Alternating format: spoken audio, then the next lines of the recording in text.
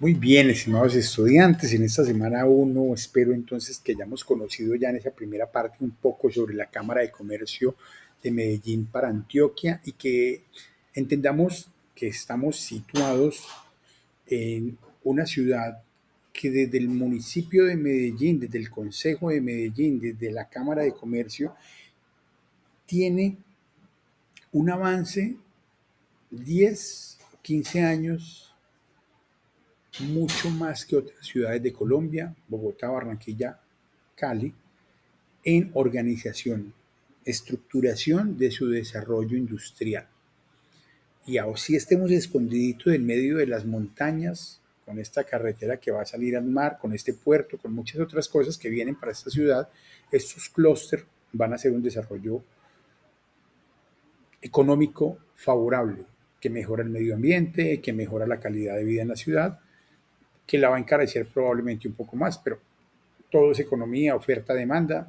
Simplemente estamos en una ciudad bonita, bien organizada, bien administrada y que durante décadas ha destacado frente a otras ciudades de Colombia como una ciudad que es no solamente bella porque la gente sea muy agradable, muy amable, sino que es bella por su clima, por su forma de encarar con respeto al ciudadano como sujeto de la política pública, de la política de ciudad y de la política de Estado. Entonces, es una ciudad que ha tenido sus dificultades, ha tenido sus situaciones no tan buenas, pero en general es una ciudad maravillosa y Medellín Ciudad Cluster, eso que revisaron, eso que arrancó desde 2008 como unos clúster de TIC, unos clúster de medicina, de servicios médicos, hoy en día es una infraestructura interesante para que ustedes entiendan en dónde vamos a desarrollar nuestra carrera.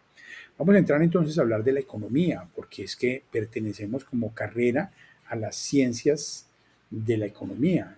Cuando nos digan, bueno, ¿y ustedes qué ciencias son? Ingeniería financiera, ¿qué? Contaduría. Pues realmente pertenecemos a una sombrilla mucho mayor que se llama la economía. Más allá de tener, somos una de las disciplinas de la economía y en esa medida, como ciencia, se rige bajo unos principios que tienen que ver con la capacidad de decisión del sujeto, de la empresa y del Estado. O sea, somos como tres actores en la economía. Entonces, interesante que uno lo puede ver aquí desde un libro como el de Paul Krugman, que es un premio Nobel de Economía, un economista interesante, con unas posturas eh, valiosas.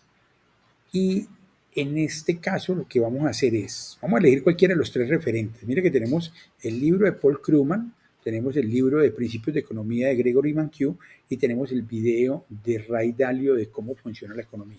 Entonces, son tres formas de leer cómo funciona la economía. Entonces aquí si elegimos este capítulo, este libro, vamos a leer ese primer capítulo y vamos a hacer un mapa conceptual y en 6 minutos vamos a explicar estos principios básicos del capítulo 1 de cómo funciona la economía. Entonces comiencen a leer acá principios básicos de economía según Paul Krugman y otros dos autores y empiezan ustedes a entender cuáles son los principios de la economía. Mi beneficio es tu costo, buenos tiempos, malos tiempos, en medio de qué se debate la economía, hacia adelante y hacia arriba, porque se habla siempre de crecimiento económico, siempre vamos creciendo. ¿Qué factor cumple la inflación en esa percepción? Porque el mundo está, por ejemplo, hoy amanecieron las noticias económicas en Europa y en Estados Unidos con este señor Jerome Powell de la Reserva Federal de Estados Unidos dando unas declaraciones esta mañana bastante interesantes sobre economía. Entonces, cómo la economía tiene que ir creciendo, puede ser que en este momento nos estanquemos un poco por la cantidad de dinero que quedó luego de pandemia y antes de la crisis de 2008 se liberaron mucho efectivo en los diferentes países y ha generado un endeudamiento, pero cómo esos principios de la economía nos permiten una comprensión mejor de la profesión que vamos a hacer, cómo nos empezamos a enamorar de la ingeniería financiera a partir de estos principios subyacentes de lo que tiene que ver con la elección individual. Entonces el primer principio es que hay que hacer elección porque los recursos son escasos. Profe, eso es muy elemental, no es tan elemental. Lean esto y sacan un resumen de ese primer principio. Segundo principio, el verdadero costo de algo es el costo de oportunidades a lo que renuncio para poder tener algo.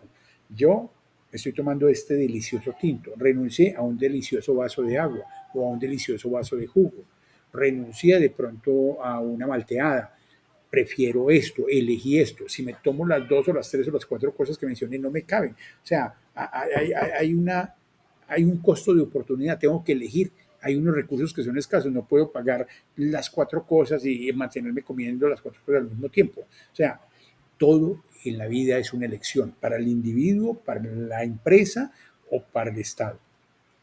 ¿Cuánto es una decisión en el margen? ¿Cuánto pago por alguien o por algo?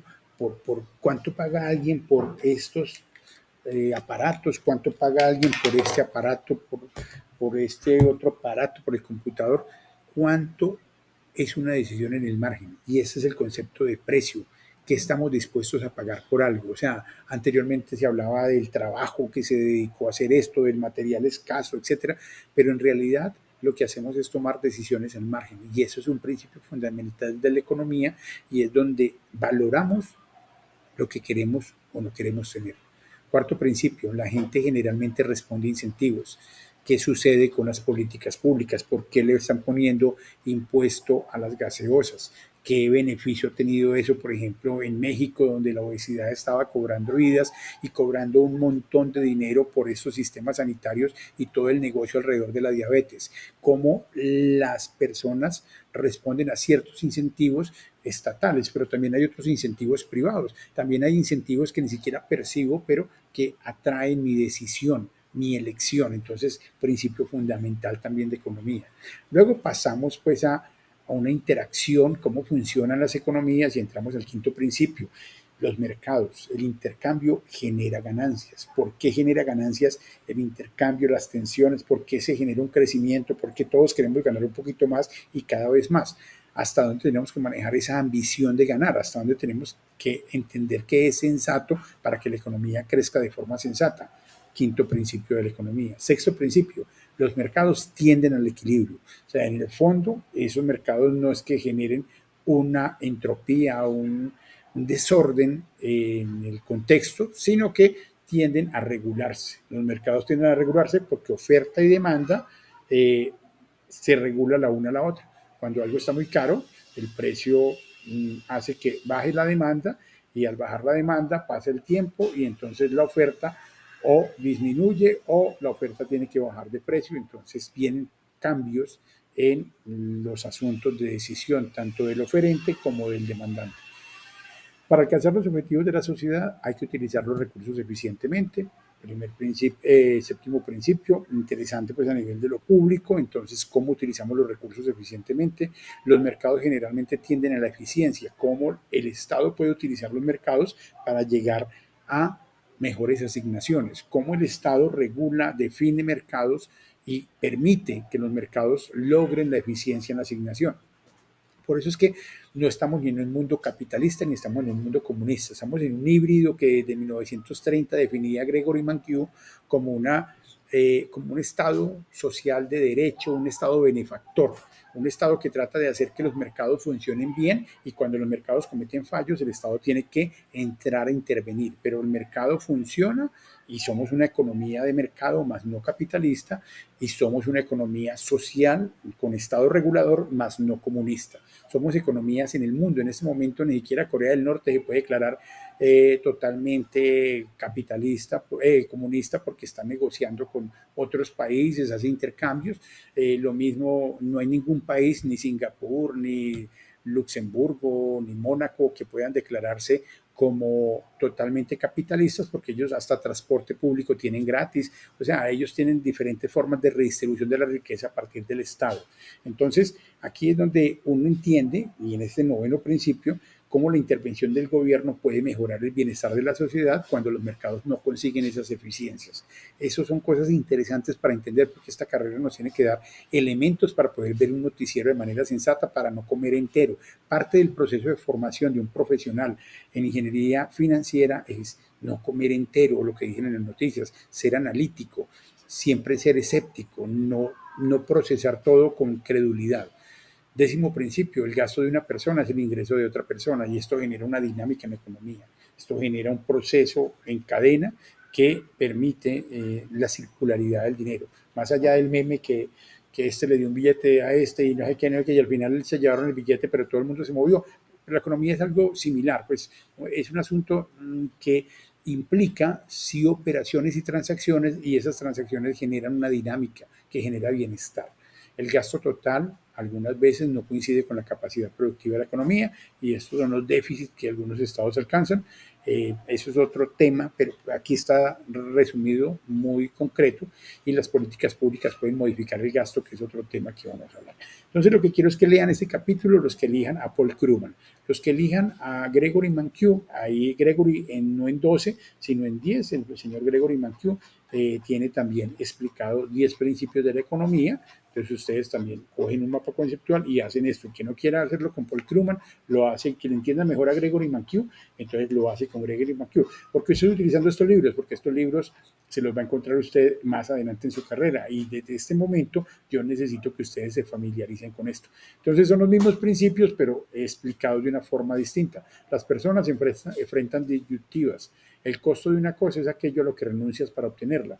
Las personas racionales piensan en términos marginales, el concepto de marginalidad, el concepto de frontera, el óptimo de la frontera. Las personas responden incentivos. O sea, aquí están los mismos principios.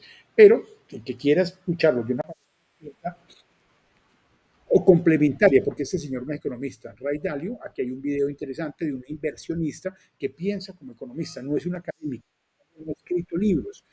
Y si ha escrito cosas como más técnicas en el asunto de las inversiones. Pero lo que quiero es que puedan escuchar estas tres formas de entender la economía, dos de lectura, o elijan una de estas dos y ven el video y traten de explicarlas mediante un mapa conceptual. Ese es el reto de la semana número, aquí dice 2, pero realmente el reto de la semana número 1, reto 2 de la semana número 1. Lo mismo, hacen su video, mapa conceptual y lo ponen acá, lo envían acá, como se los expliqué allá en la introducción. Listo, allá hay tutoriales de cómo enviar los videos para que me queden bien instalados acá.